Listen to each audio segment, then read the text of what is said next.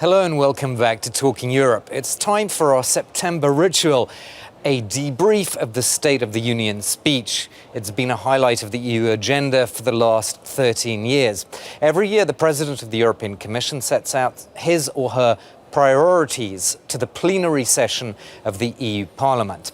And I'm joined by two MEPs to share their impressions of Ursula von der Leyen's address this September the 13th.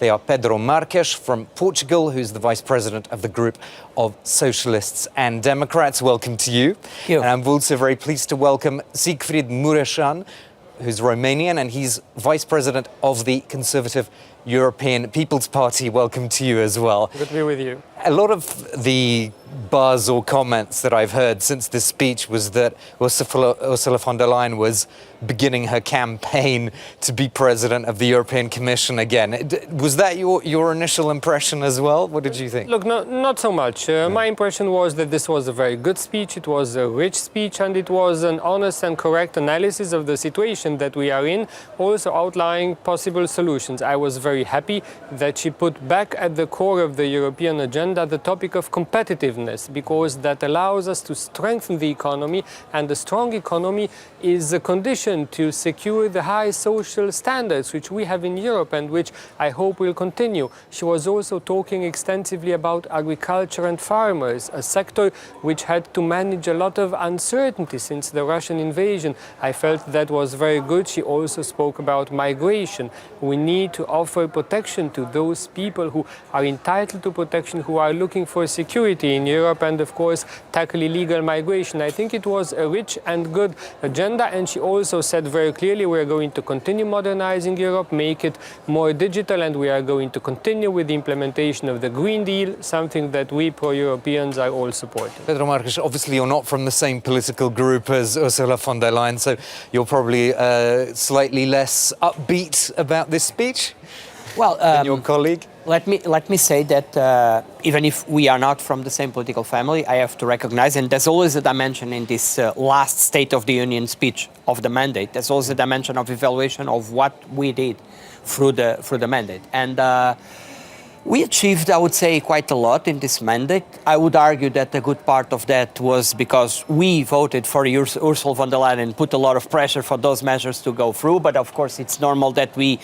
can find some of our pledges there, certainly the EPP the same, but the mutualization of debt, the response to the COVID crisis, the minimum salaries, those key issues for us were there, were done, and that's good. And then on this speech towards this next year, I could also see some good points. The geopolitical dimension of Europe that Ursula von der Leyen has been pledging through her term, it was strong in this speech correctly. This idea that we need to stand for ourselves, but at the same time search for the good partnerships globally with Latin America, with Africa, that was good. The support to the Ukrainians was very strong, and that is obviously good. This idea that there is no backtracking or no dragging the feet on the Green Deal was very important for us, because we have had quite a difficulty with the EPP, particularly in this European coalition in these last few months. And it was important that Ursula said, let's continue to go through and to go forward with the Green Deal. So these were the ups.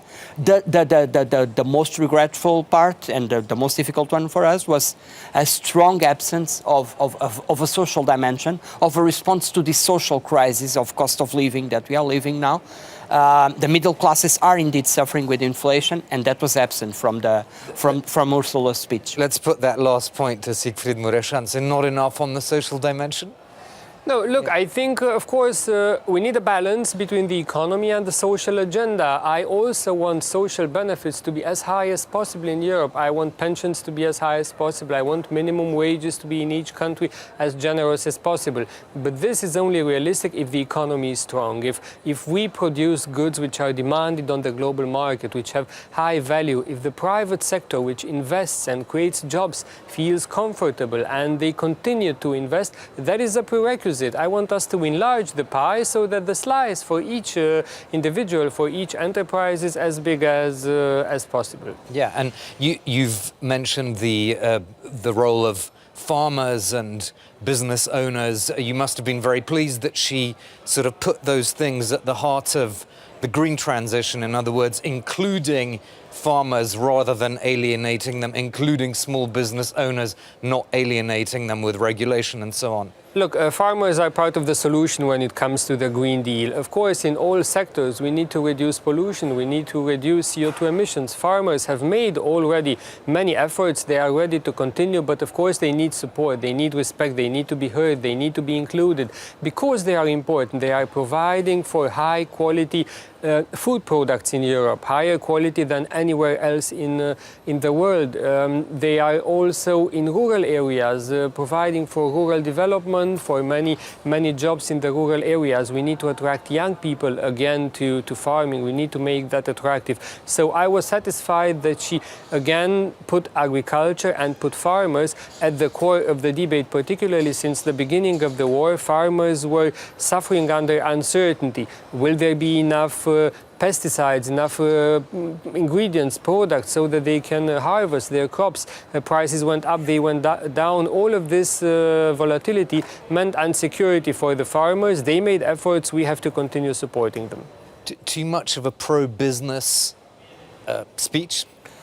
Well, first, of course, Europe has to be competitive, and Europe has to face this economic rivalry, I would say, that has been increasing, particularly from China. That's obvious. By the way, it was not even only China.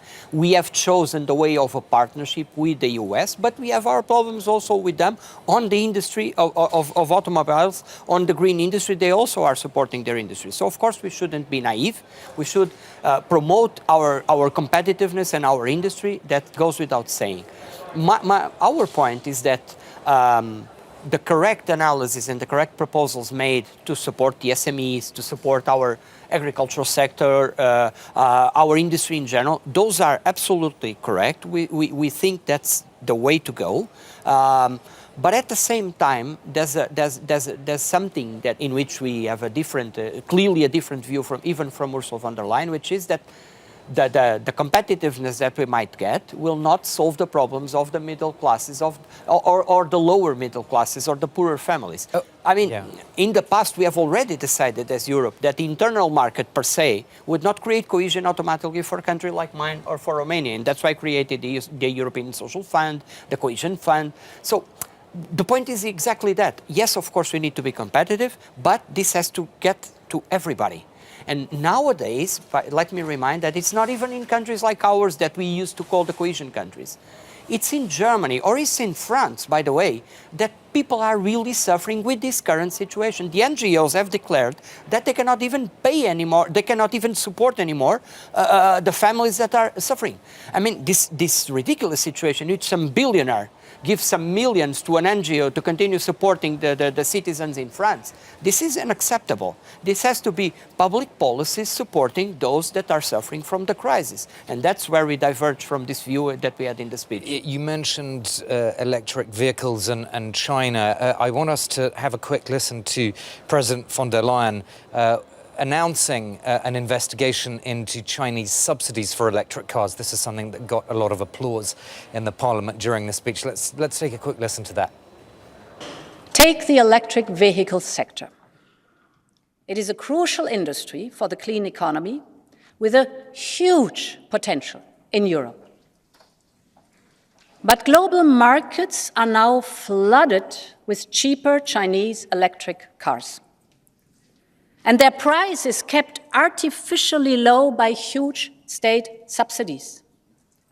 This is distorting our market. So I can announce today that the Commission is launching an anti-subsidy investigation into electric vehicles coming from China. So, Secretary Mureșan, listening to that, do you think that this anti-dumping investigation, is it going to change anything concretely for Europe's middle class, as your colleague was alluding to? I think it's needed because we need to know exactly where we are. We have all seen in the last 2 years the negative consequences of our dependence on Russian gas, and the conclusion is never again should we be dependent on one single country outside of Europe, of one single source of energy or one single route of transport. As we do transition to new sources of energy, we should make sure that China is not becoming a risk for our security, for our economic security. European investors have a difficult life in China, and Chinese companies receive many subsidies, and that creates disadvantage to European companies. And I think it's correct that the European Commission says we're going to examine that. We want to make sure that European companies do not have disadvantages in comparison to Chinese companies, because making sure that European companies can produce, can export, can have access to global markets is essential for a strong European Union, a strong economy here.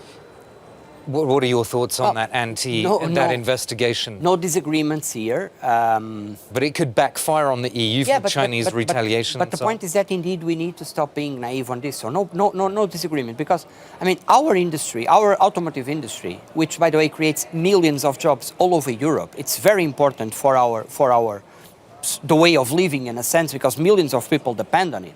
I mean we are facing the perfect storm, this industry, because I mean it's us saying let's go fast, let's do the transition, the green transition fast. So they are investing a lot to go with the standards that we define. And at the same time, they are facing these subsidies in the US that make them less competitive, the Europeans selling to the US their cars. And now these cheap cars, subsidized cars, coming from China to Europe. So this is the perfect storm. So of course we have to support our industry, because they do need to make the full green transition, and we still have to remain competitive. So let's, as I said, let's fight for our industry, let's fight for our way of life, and of course let's fight for the green transition with everybody on board. Thank you so much to both of you for your thoughts and insights, Siegfried Mureșan and Pedro Marques. That's all for this edition of Talking Europe. Glad you could join us.